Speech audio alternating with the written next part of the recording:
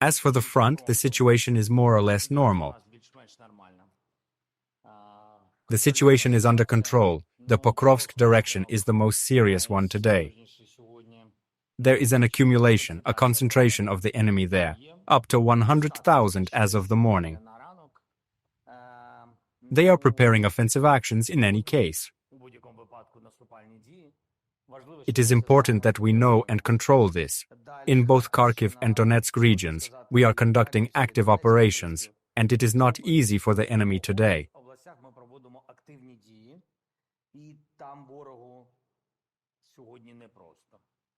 As for Kupiansk, the search operations are quite successful. 30 enemy subversive reconnaissance groups have been destroyed over the past 2 days.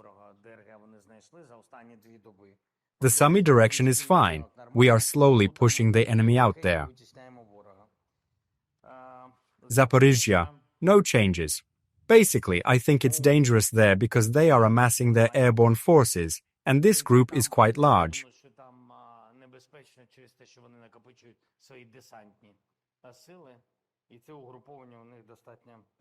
The situation in Dnipro is normal. It's under control. I think so far that's it concerning the front.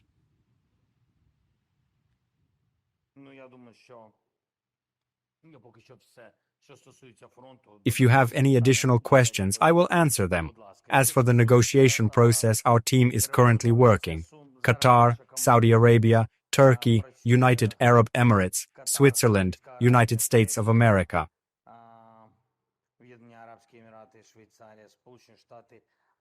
In other words, apart from the US, the Global South was my assignment to Yermak for this week. There is a bilateral track. All these countries where our delegation is, they all helped with the exchange of prisoners of war and the return of children and the return of some prisoners who were taken prisoner by Russians who are citizens of other countries.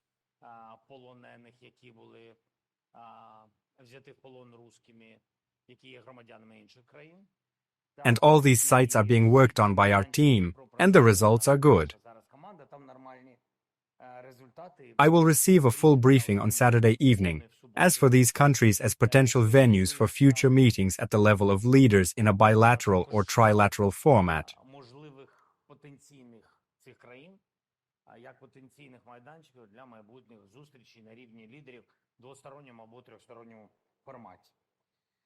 As for the United States of America, by the way, next week there will be a European track. Now there is the Global South, and next week, the European track. I think that we will organize it at the level of leaders, because some points need to be clarified regarding security guarantees. I want us to follow the same path, to understand each other, so I think we will be at different venues, we will have several meetings. I think at the level of leaders, I would call it, our Washington group and other groups of European leaders will meet. Mr. President, I would like to start with an event that will take place tonight, I believe in New York, where our team will meet with Mr. Witkoff. Will it be just Witkoff? And in fact, the question is, what was the plan of our negotiating delegation to go there? And, as you have already announced, the main issue is guarantees. So what do you expect after this meeting? Do you expect to understand exactly the format of the United States' participation in future guarantees for Ukraine after this meeting? Thank you for your question. We have a few questions with the American side. The first question is the Pearl program. We buy weapons from the United States. We have Denmark, Norway, and Sweden with 500 million, Germany with 500 million, and Canada during our meeting on August 24th with Carney decided on 500 million. Belgium confirmed 100 million this morning. We want this corridor to work a little faster. This is the number one question. Question number two. Russia is demonstrating its unwillingness to engage in diplomacy by, first of all, attacking civilian infrastructure, killing our civilians and our children. We urgently tried to convene the UN Security Council. Thanks to our partners, we collected 9 votes. We have succeeded. The Prime Minister will represent Ukraine today. She will represent Ukraine at the UN Security Council regarding these attacks on Ukraine by the Russian Federation. Prime Minister Yulia Sverdenko will also have separate meetings with US businesses, investments, and, as we already know, potential investors.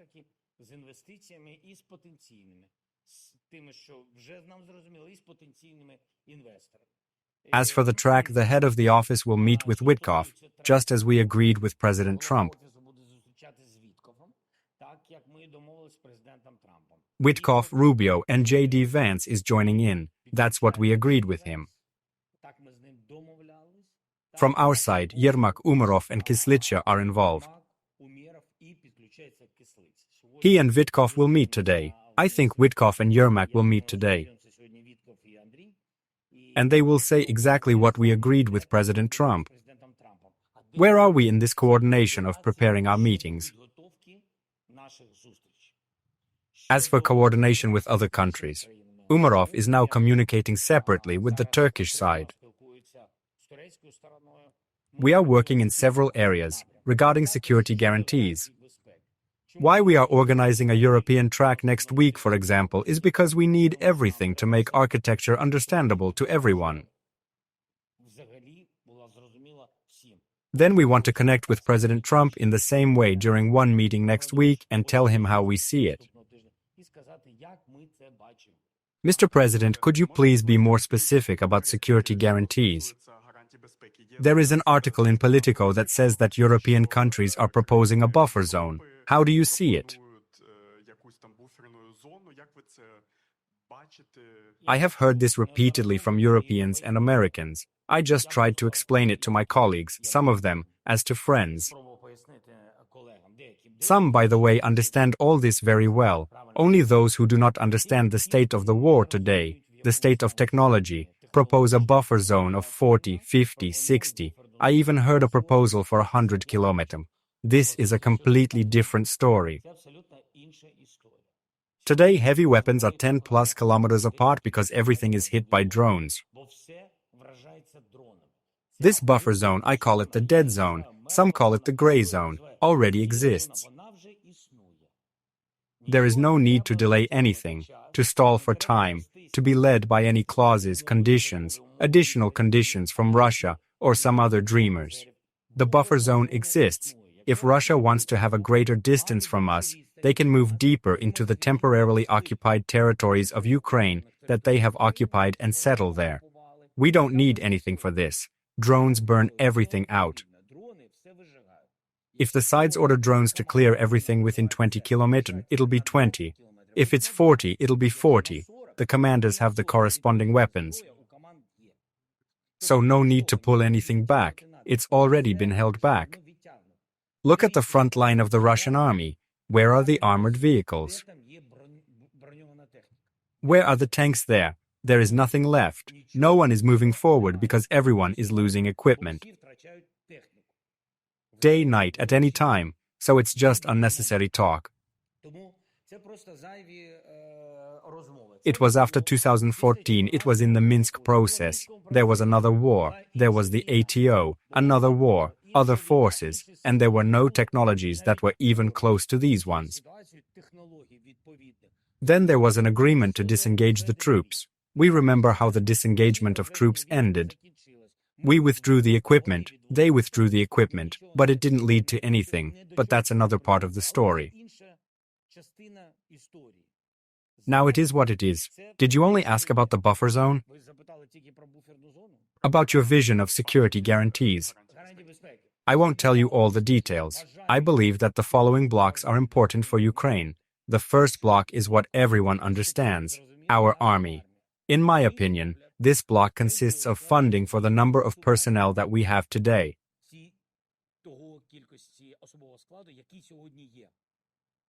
The ability to finance the army in the amount that defends our borders today. No one says more because no one else will give more, but we cannot say less because we are not going to conduct the relevant experiments. So the army, it is about the personnel. Next, weapons for this army. 3 tracks that need to be supported and funded. And this requires partners. The first track is domestic, our production facilities, drones, technologies, etc. The second track is European production, air defense, artillery, etc. The third track is American weapons. American weapons are a corridor called Pearl, through NATO, how to finance. But separately, the agreement on American weapons that we need, strengthening the army and as part of the security guarantee. As I said, we have done our homework. We handed this agreement over to the US. This concerns the first part, security guarantees. Our army, the second part, we have always wanted NATO. No one on the NATO side wants to, or let's just say, they are not giving it to us yet. And that's why there is a NATO-like. So my approach to this is very clear. If it is not NATO, we are told that it is as strong as NATO, but not NATO. In other words, in the second and third steps, we need to understand what our partners are willing to do. Because that's what an alliance is. Like, and so this part, I want to discuss it with partners next week in Europe, but without our military.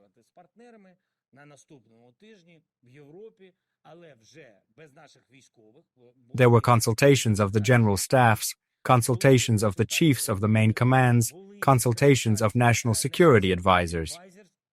And in my opinion, we need to get the leaders involved immediately to reach an agreement, and only then move on to the military, the NSA, etc.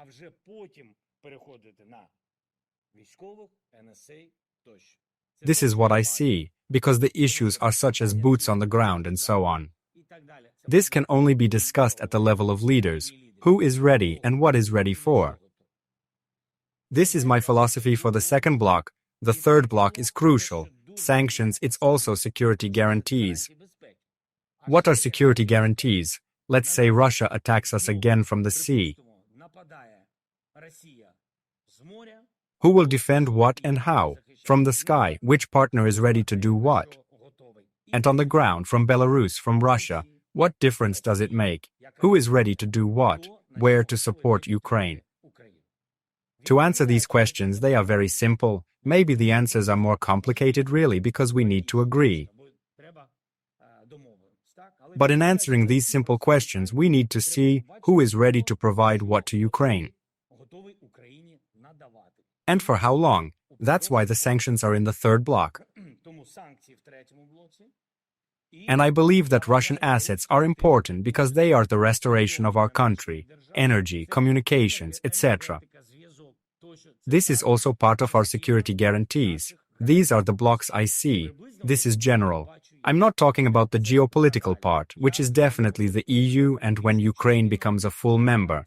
These are also security guarantees, primarily economic ones.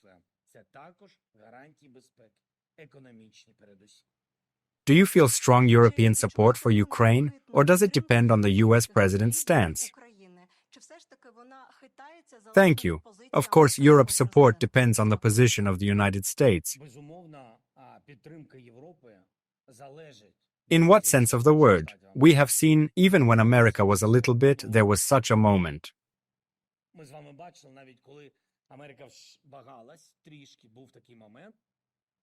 Yes, it was not easy. Europe was with us, but what does it depend on?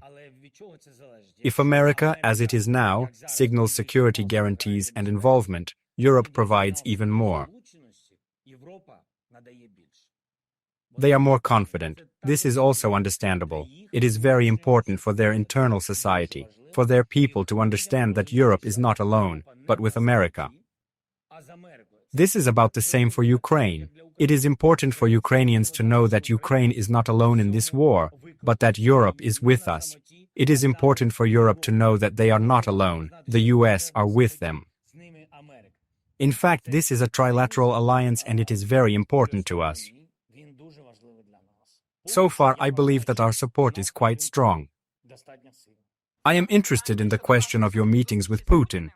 Do you see any signals from the Russian side that a meeting is actually being prepared? Because Merz is already openly saying that Putin most likely does not want to meet with you and is doing everything he can to avoid meeting with you. And a second clarifying question on the same topic. If Russia tries to stall again and, for example, proposes the format of a Lavrov-Yermak meeting in Istanbul, would that suit you and the Americans? Or would you agree to a lower level of talks than between you and Putin? Thank you for the question. Let's start with Istanbul. Lavrov, Yermak or Lavrov, Sibiga, Yermak, Ushakov. There is a corresponding counterpart, or Umarov-Medinsky. I don't see a big difference on the Russian side, because they operate in the same political corridor. To be honest, I don't see a big difference here either, because we work as a team. Therefore, they can offer a new level. What for? We have seen these signals in the media. What is the purpose? I believe that this is an artificial postponement of the meeting of the leaders because they want to show the United States that they are constructive, the Russians. They are unconstructive, unfortunately, because people are dying. And they want to find ways to delay what? The delay in imposing sanctions, the delay in the the kerfuffle. Because Americans, they don't take kindly to being played with and not playing fair. And they understand that a postponement may also affect the American side. America may give more weapons. For example, it may be a statement, or it may be actions.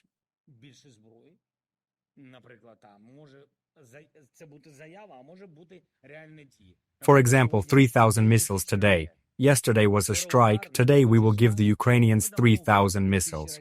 There are questions about when they will come, but nevertheless, this is pressure. I have always said that sanctions mean pressure. If Ukraine signs a contract with the US for billions of dollars for fighter jets, air defense, and so on, this is also pressure. When Ukraine receives them and when Ukraine can use them, this is also pressure. That's why sanctions and related things are pressure. Tariffs on third countries are also pressure on Russia. The issue of volume, secondary sanctions could be a blow to the Russian economy. We want this very much. Our partners are hesitant. Of course, they want to have some kind of diplomatic connection with the Russians. That's why Russians will do everything they can to avoid meeting. I think they got something, because they had a meeting with the United States of America.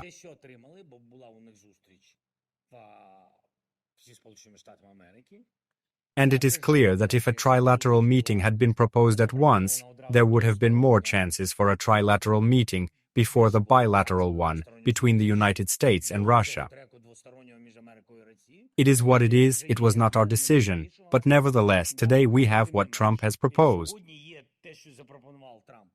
Let's make it bilateral and then trilateral. The reasons are different.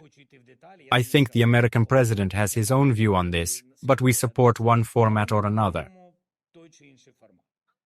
Is Putin already preparing for this meeting? Your meeting is not like putting two chairs together. It is very serious. Are there any signs that he is already preparing to meet? I think there are two parallel processes going on. They are thinking in parallel about how this meeting is possible.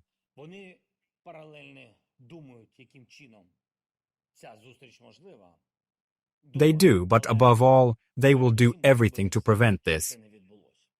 Because they will do everything to prevent our meeting from taking place. But if this is how the puzzles are going to fit together, both the Global South and the United States must play their part now. In order for the puzzles to fit together, they need to be ready.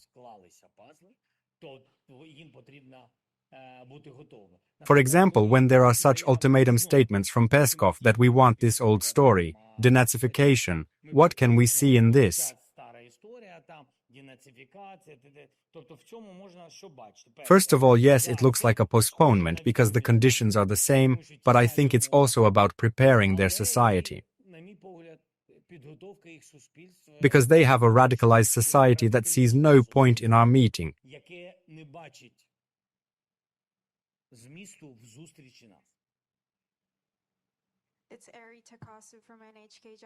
Related to the previous question, what do you think is necessary to bring Putin to the negotiation table? And the second question is, US President Trump has made a statement suggesting reluctance to attend the Ukraine-Russia meeting, if it happens. But how does Ukraine plan to involve the US to end this war?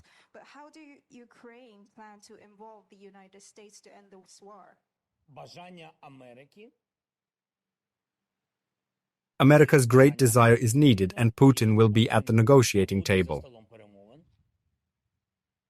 This is the first thing, and second, Russia has no desire to end the war. So the question is, they do not want to realize at the level of their leadership that this war is causing them serious losses, and we are not just talking about political losses, they have already lost face.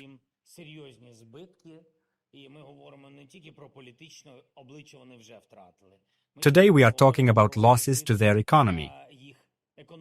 Unfortunately, they don't feel it yet, although everyone has already realized that there are definitely bad things going on with the economy.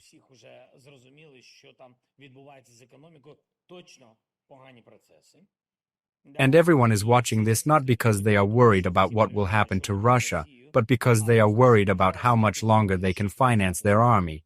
If the analysts are right that they spent half of their budget this year on the war, or half of their taxes, I think. These are just serious, scary numbers. I'm not confirming it.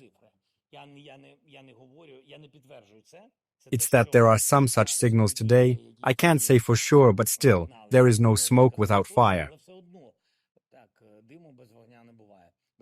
So I think we need to pay attention to this. There are secondary sanctions, tariffs, other things, sanctions on certain products, sanctions on certain companies, and the shadow fleet is not completely eliminated, although good steps have been taken, but there is still a lot to be done, including energy, pricing policy, nuclear, and sanctions.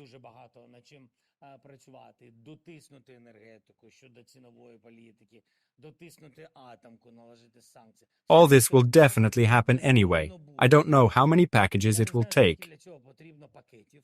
Yesterday I spoke with the President of the European Commission, Ursula von der Leyen. The 19th package is now being considered, and this is good news. These sanctions cannot go alone, because Europe is not enough. And so Europe is now synchronizing with the United States of America. It is important that they started working together. We need the United States to take strong steps. They can. They are the most powerful in sanctions policy. This will affect. Regarding Putin, the war will end anyway.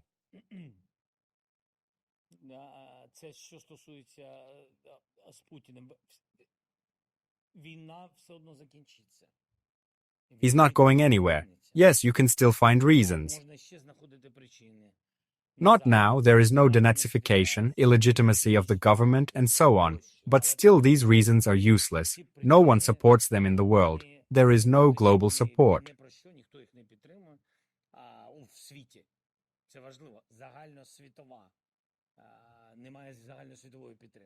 They are aggressors for everybody. Still, 150 countries, the UN, 143 voted, so you can't ignore that. That is, they are guilty for this war, and the guilty party must end the war. And it will happen anyway, in one format or another, the war will be over. It's about the negotiating table. Did you say anything else? President Trump has made statements that he doesn't want to be involved. No, I had a very good conversation with him, and he understands that it's not a simple way, and I don't know in what case he answered this way that you said. I think that maybe the question was about a trilateral meeting, a potential trilateral meeting. And that's why he thinks that force is bilateral, because it's clear that Trump wants to have success for him for the United States.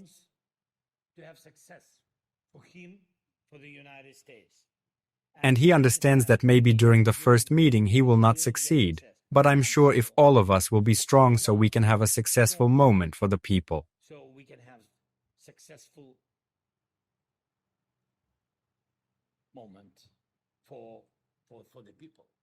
Finish the war. And of course, it's understandable that ceasefire is not just and lasting peace, but it's a big step forward. Thank you. We do not yet have security guarantees in the form of documents, but Ukraine definitely has security guarantees in the form of people. People who are either already involved in the defense of the country or who may potentially be involved. And the other day, on your initiative, the government allowed men aged 18-22 to cross the state border. My first question is, do you think there will be more benefits here, or can we still have potential negative consequences from such a decision?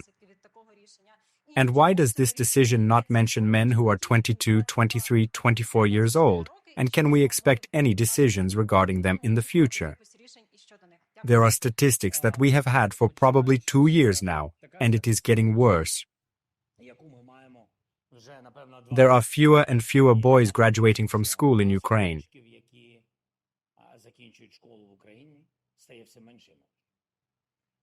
It was a wide range of consultations, primarily with the military. And with educators, we really need, if we want to keep Ukrainian boys in Ukraine, we really need them to graduate from school here first.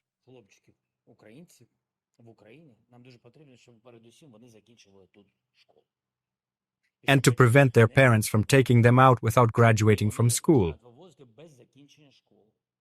And this is very bad, because it is at this age in high school that they lose touch with Ukraine. Today it is a fact, because if it was a matter of a month, 2, 3, we would still be thinking. When we saw that this was a serious trend, and we were talking about thousands.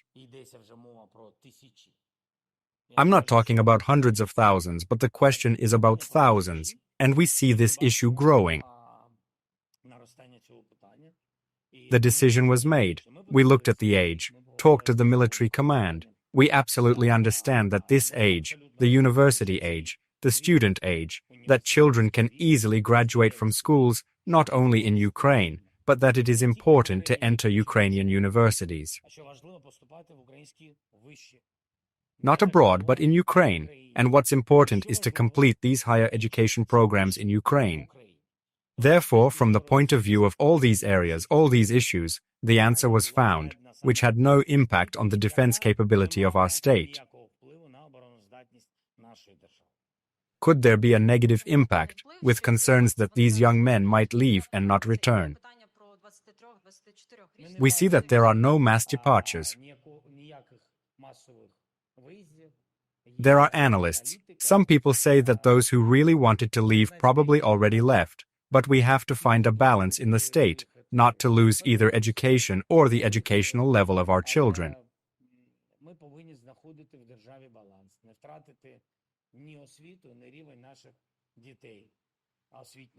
Not to lose the boys when they are still at school, but to give them the opportunity to study here, to grow up in Ukraine and remain Ukrainians, because we believe that a large percentage will return after the war, but we need to work for this. If a child does not finish school in his or her home country and leaves, i.e. he or she leaves as a young adult, the risks of not returning are very high. That is why the decision was made.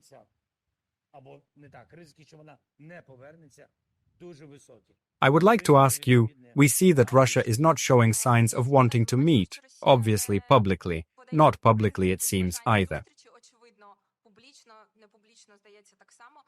Do we have a deadline agreed with our partners by which we are waiting for them to say, yes, no, we'll continue? And we are waiting for 2 or 3 weeks, then we hope for sanctions from the US for the supply of weapons. Is there any understanding of the time frame? There is a dialogue with President Trump.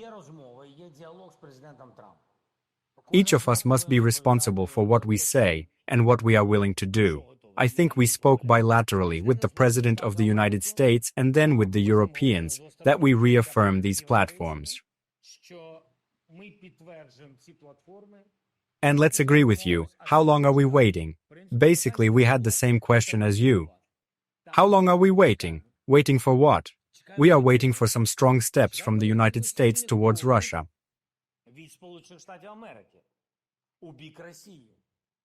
Because you just offered it to us and we immediately agreed. What else can you expect from us? We have agreed. Russia has not yet agreed. And then it came from the president. Okay, we'll be ready in a couple of weeks. It means when we spoke, it means 2 or 3 weeks.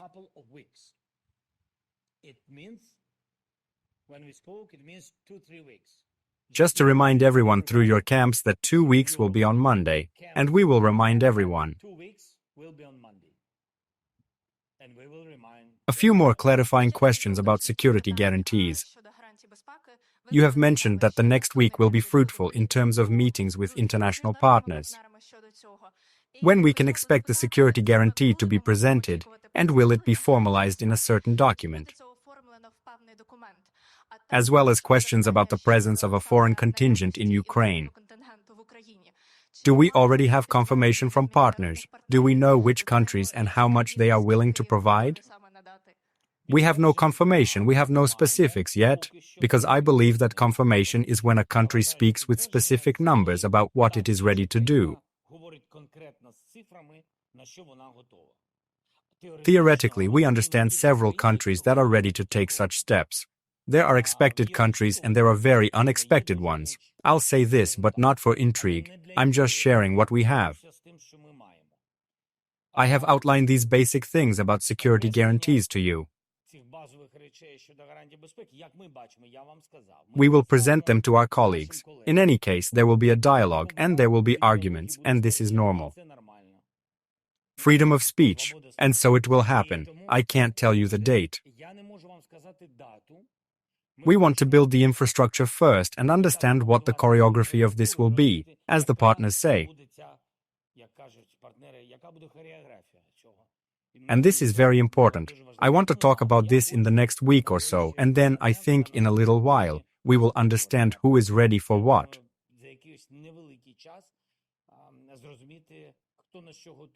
What we want is for these security guarantees from European countries, the key ones at least, and from the United States of America, to be supported by parliaments and Congress.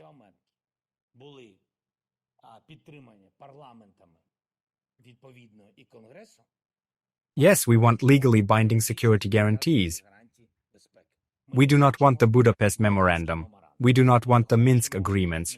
We want a serious document. We've spoken to many people who have expressed that great deal of fatigue with the war, especially after the attacks we saw in Kyiv yesterday. Many people we've spoken to have said that they don't feel the diplomatic efforts will work, that they won't yield in real results. Could you address those concerns to those of your people who say they are tired of the war, but feel that diplomatic efforts will not lead anywhere?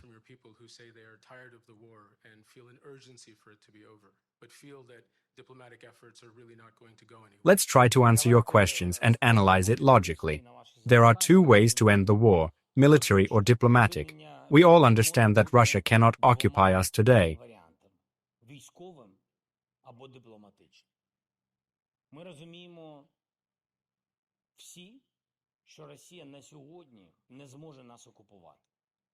We all understand that Ukraine cannot fully restore all of its territories with weapons today.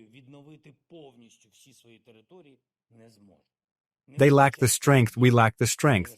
Therefore, when we talk about what society and people believe in, I believe that today the diplomatic way is less killing, less loss, and faster than the way of war. In my opinion, this is true.